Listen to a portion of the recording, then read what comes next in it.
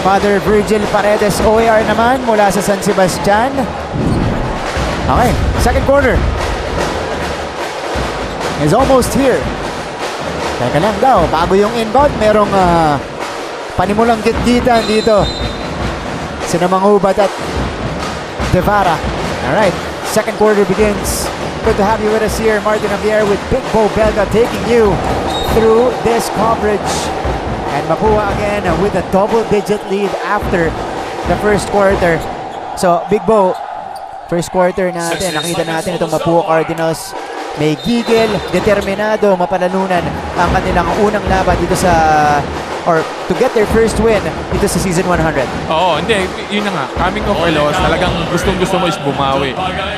Ang question here is, if they can maintain this type of ball game that they have, di ba? Kasi ganun din sila sa St. Benilde. They were up until the second quarter. Pagdating ng third, they were tied. And then yun na. Medyo nag-collapse na itong Mapua. Yeah. Mapua was up by as many as 9 points against Benilde. Clint Escamis, that's a difficult take. And it is Patsan Han securing the rock. Devara now gets a chance at the point. Let's see what he can do. Devara on his spine. They figure out. Bagay connects from long distance. Itong lineup ni Coach Gerson tsaka ni Coach Randy. Itong mga kay Coach Gerson, puro mga bagito ito eh. Ayan na. Manghubat threw it away. Oh, actually, the only like steady guy dito is itong si Pagsanghay. After him, puro mga ano na to. Alam mo yung mga role player guy na lang. Yeah. Wala si Cortiza, yung Lucero, 2 fouls. Si Oftana, 2 fouls din. So, ito yung sinasabi ka natin kanina na yung deep ng bench. Yung deep ng bench talagang kailangan. And Devara. Uy, kanina pa sa libre yung tumira. Ayaw ni Bakod. Oo. Hindi natin alam if he doesn't have that shot. Wow! Talagang ayaw niya lang itira. It's twice already. Twice. He was so free. Ayaw niyang itira. Kung akin yun, wala nang makaupuhan. Titira ko yun. Bahala ka dyan. Sige. Pumasok ka na nga dito. Ikaw na yung mag-dress. Sure shot ka kay Big Bo eh. Oo, ano ko eh. Nangihinayang. Kasi he was so free. Twice already. And he keeps on looking for his shooters na may mga tao sa harap. At nahahanap naman siya ng mga kakampi niya. No? Uy! Di nasalo ni Jeco Bangkali yun. Alright. On this dead ball, puntahan muna natin ang ating courtside reporter with her second quarter report. Nandito si Christine San Agustin. If you want to take the lead, then you better protect your streak. Yan ang paalala ni Coach Gerson Cabiltes sa EAC Generals during the huddle.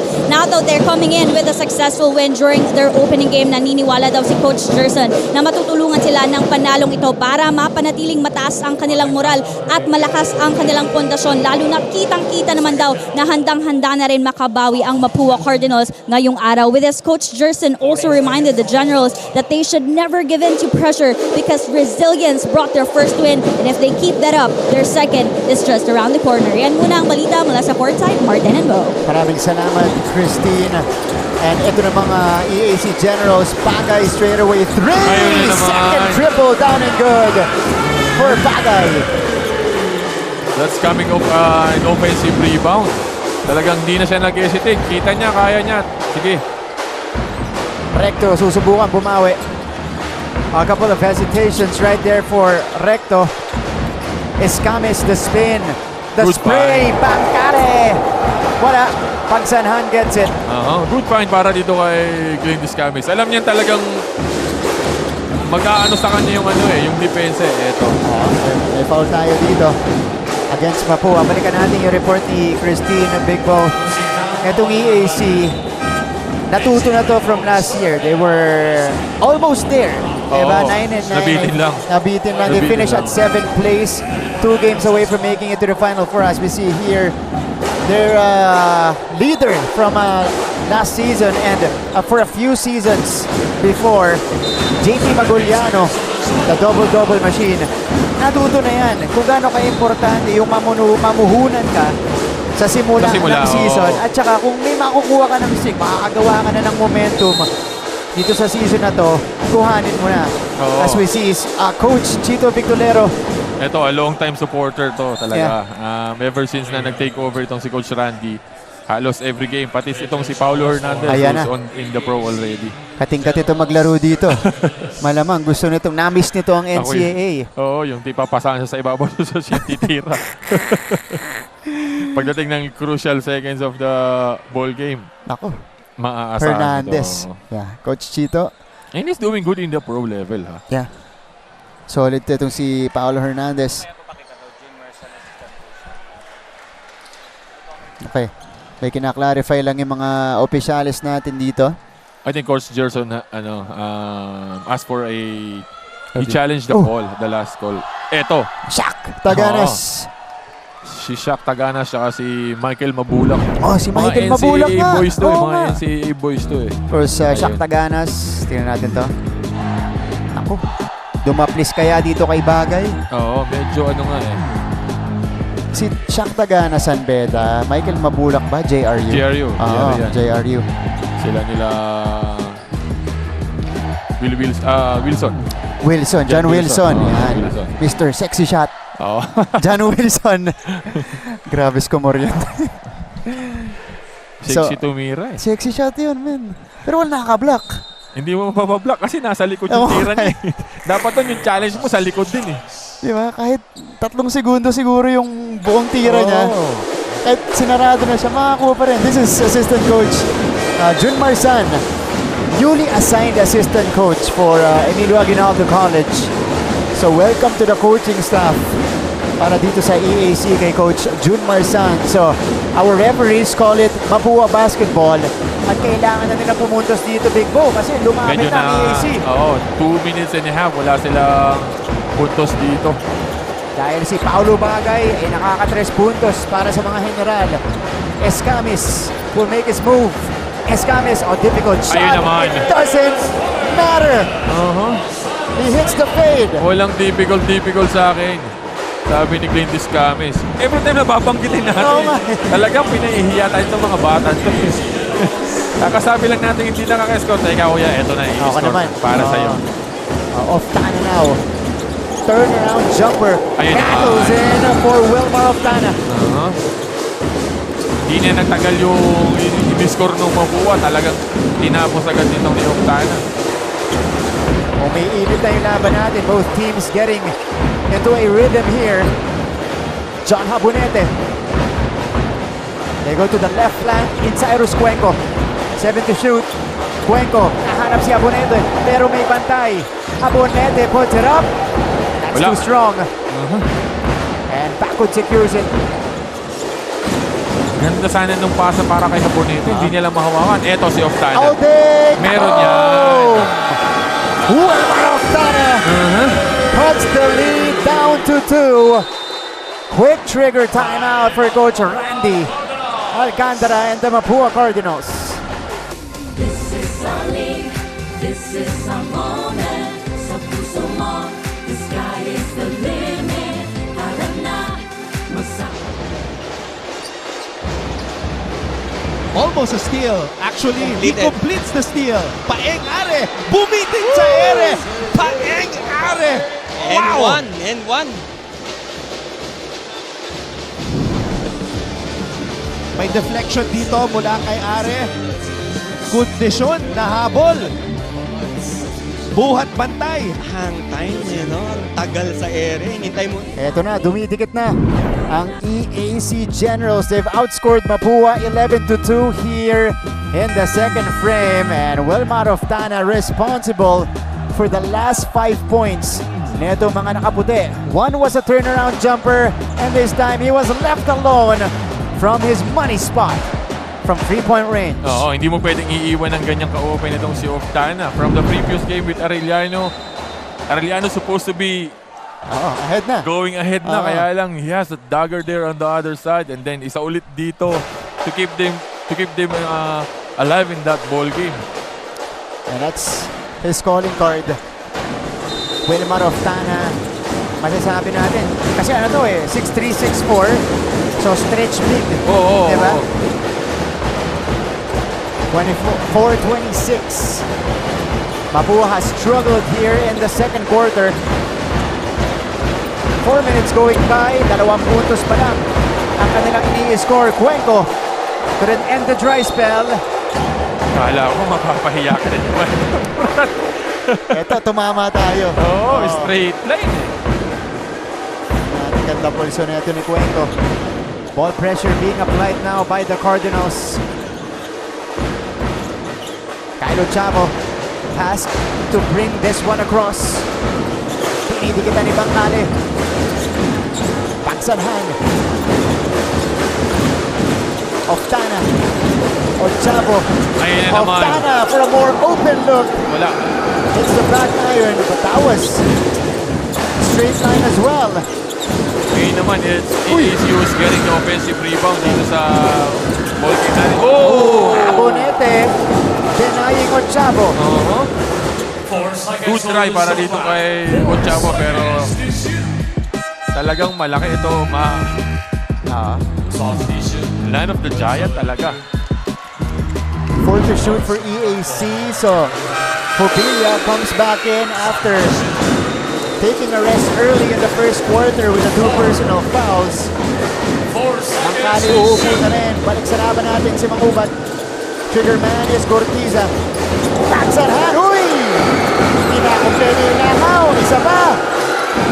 Mintis na naman para kay Harvey.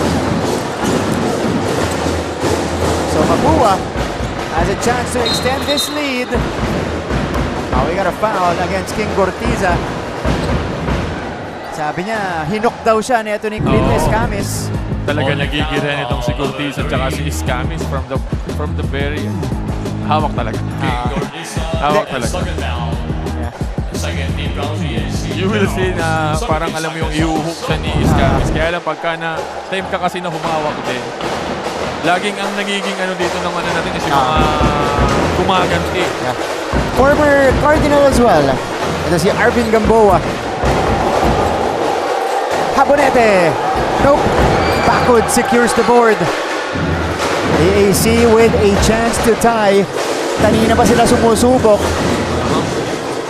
Finishing touches ang problema ng EAC dito. They're having a good attempt. Yeah. Kaya lang hindi nila ma-finish. Mangubat. Cuenco. Atake.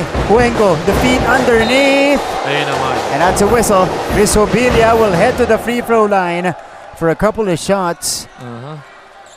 They're not forcing their shots sa outside kasi alam nilang medyo inaahalan sila eh. Atake sila, they're fighting the 3 guys sa ilalim pagka may help nang dumating. Yeah. Ano to si Chris Obilia, even though it's his first year in the college game, hindi takot to. Oo, sana ito. Sana ito. High school pa lang, kinover na natin sa San Beda. This guy is a double-double machine. Oo, diba? pambakbakan talaga itong batan to. Yeah. So, Oftana, uupo muna dito because he just committed his 3rd foul, Big Bo. So, malaking kawalan to para sa EAC dahil kanina pa siya gumagawa. Oo. Actually, siya na naman ang dahilan kung bakit close tayo dito sa ball game natin. So, Chris Obilia to the line. Si Manacho yung pumalit kay Oftana. Chris Obilia knocking down the free throw, 28-24. So, Kylo Chavo. Siya yung babad dito at the point for Coach Gerson. Ochavo. Gortiza. Oh, nice feed. Inside. Lorenzo! Another point-blank miss for EAC. Hindi na naman, hindi kasi Hubila doon sa ilalim pero they didn't force it. Hubilia, poposte. Abonete. And Loristo clears it. Ochavo. Didiscarte. Oh, Ochavo with the navigation. What a find. Pero may foul muna tayo.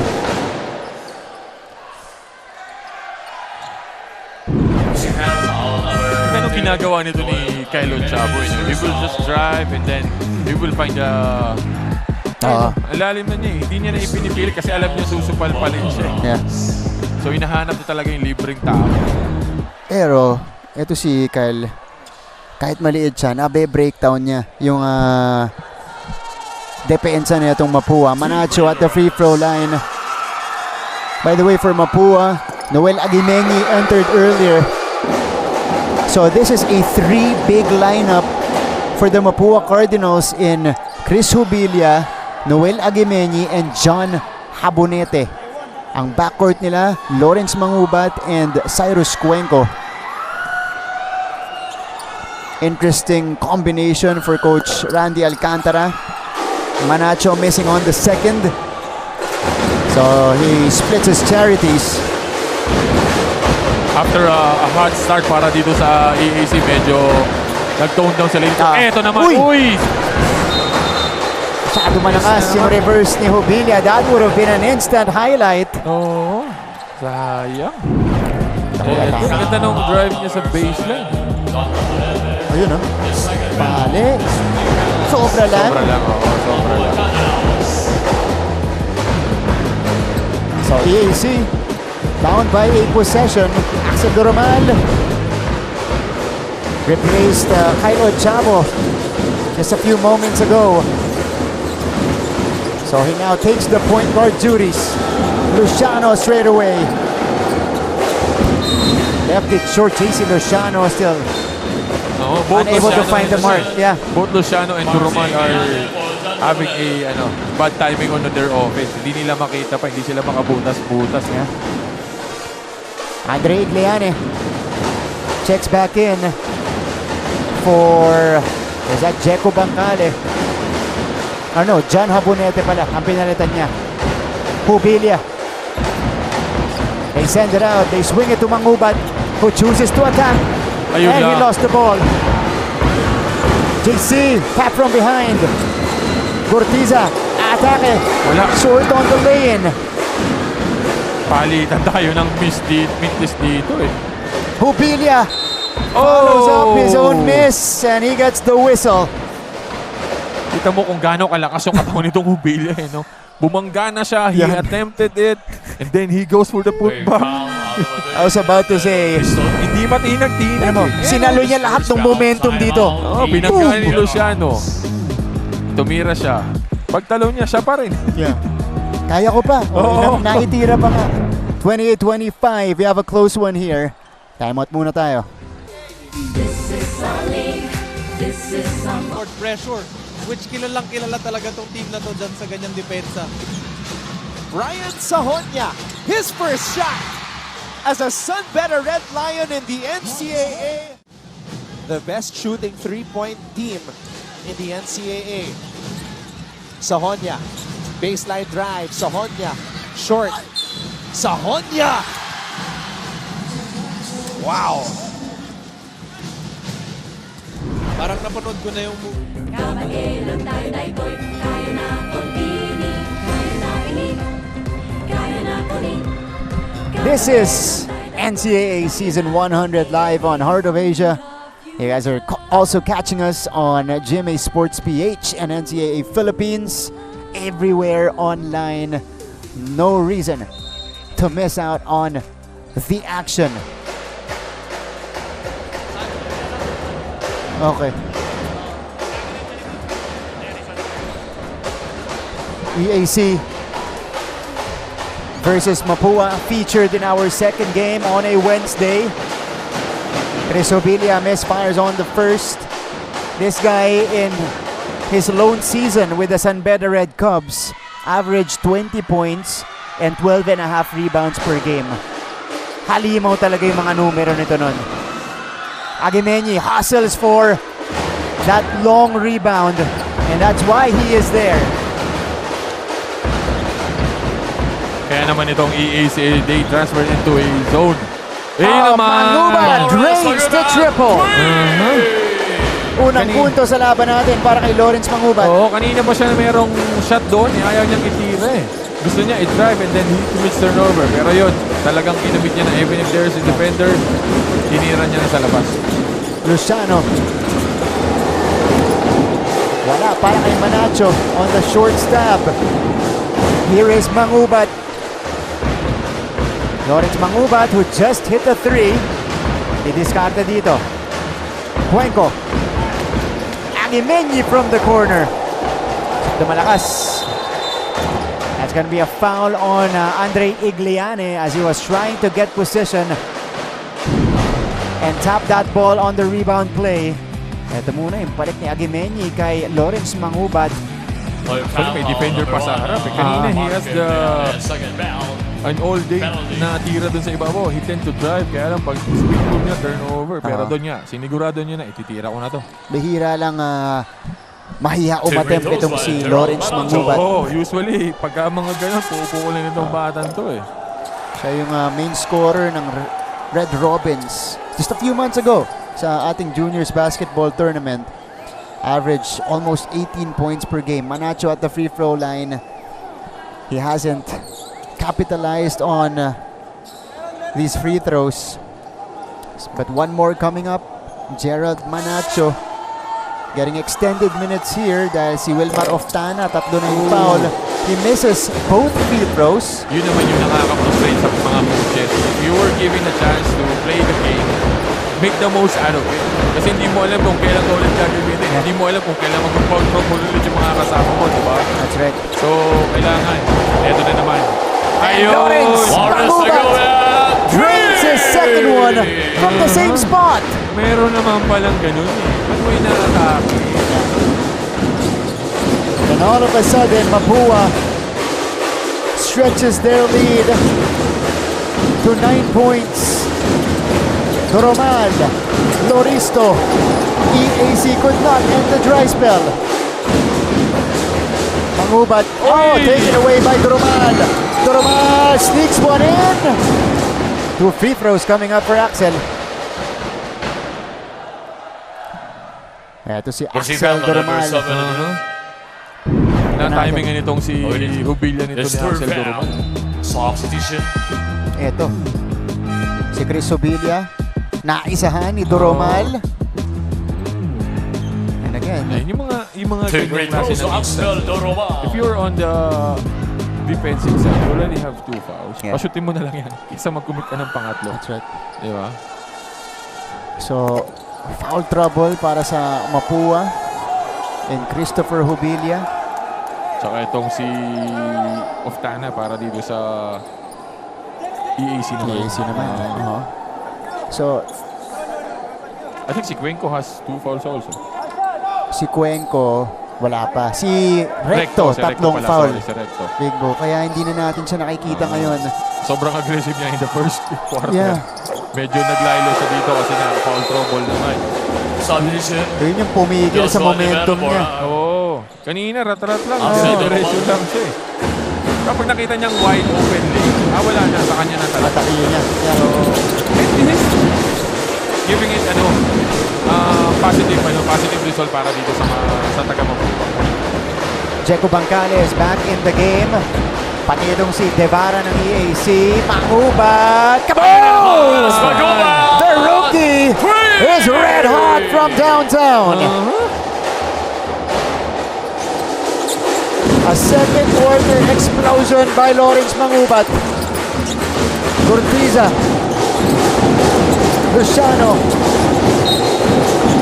That's a call against Noel Aguimeñi. Ito nga Gimenyi talagang ano lang eh. Facile player lang talaga siya. More on defense. Pero ito si Lawrence Mangubat.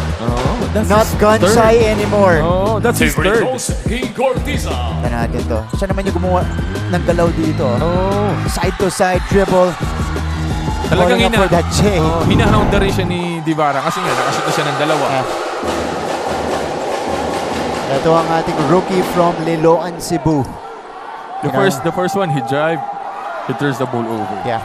After that, he took 3 straight 3-point shots. Lahat yun, parehong pwesto. Oo, same Diba? spot halos. From the right elbow. Ito si King Cortiza now. Cortiza has been quiet in this game, only 3 points. And he couldn't capitalize as well. 4 points now for King. About a 10-second difference between the clocks. Mangubat one more time. He checked. Ayun na naman. Cuenco. Oh, what a feed! Bancales scores underneath. Bangkale. Cortiza. Cortiza, nakapiga ni Escamis. And both teams in the penalty already. So 2 free throws coming up for King Cortiza. Foul number 0, Glenn Escamas, his first foul. Ganda ng hanap dito. Ito yung hanap kanina. Yun yung sinasabi ni ano eh. Ito, sa mga ganitong instances, if you were sure na talagang boring na topic mo, ito sinabi sa amin ni Coach. 3.17 Okay. Na kapag ka sigurado ka sa call na bola or walang foul, panindigan mo, Team i-challenge mo sa free throws. akin. Ah, Pero kung Cortiza. ikaw 50-50 ka, ito mahimik ka na. Di ba? Pero kung ikaw sure ka na walang foul, yun, ipa-challenge mo. Kasi we have challenges naman eh. Kumbaga, ano na, yun ang rules ngayon Pwede sa gamitin ng coaches eh, no? Kahit saan naman, I think they have challenges naman. Yun lang yung para sa ano nila ni Coach. Ano yun? sa- Challenge yun sa players niya eh, no? Oo, di ba? Sige, pag-sure ka. Gusto Sige, mo ba? challenge natin. Wala mga ganun. Oo. Challenge natin. Sigurado ka, may mga ganun ba? Pag If you were umatras sure ka, talagang ako, isisigaw ko, i-challenge mo. pag Kung hindi umatras naman, ka, oo, pag umatras ka, wala. wala. Hindi sure. So, Substitution. 39-27. Marking Liane for King Noel Cortiza. In a He's bit of a missing from the slump free here. throws, ha? Yeah. Very unusual para dito kay Substitution. Cortiza. Eto na naman si Kinal. Yeah. Last 2.4 seconds. Pinasok ni Coach Gerson itong si Kinal. 2.4 seconds remaining. Alam mo eh, kung saan pupunta si Coach Gerson eh. Kailangan niya ng 3 puntos. Oo. Tignan natin how EAC will play this one out. 2.4 left in the first half. Si Luciano na. Luciano! Pero if you can Almost, not quite. if you will see that, they will have Ladies and Alon Kinal at the corner. the end of Pero the they first tend to one, give it to and we Luciano. score 39-27 in Okay, favor so of after 2 Mapua quarters, Cardinals. the Mapua Cardinals lead it at the half, 39-27. We'll have some highlights. We'll tell you the story through the numbers. Right after this break, magbabalik po ang NCAA Season 100 Siglo 1 Inspiring Legacies.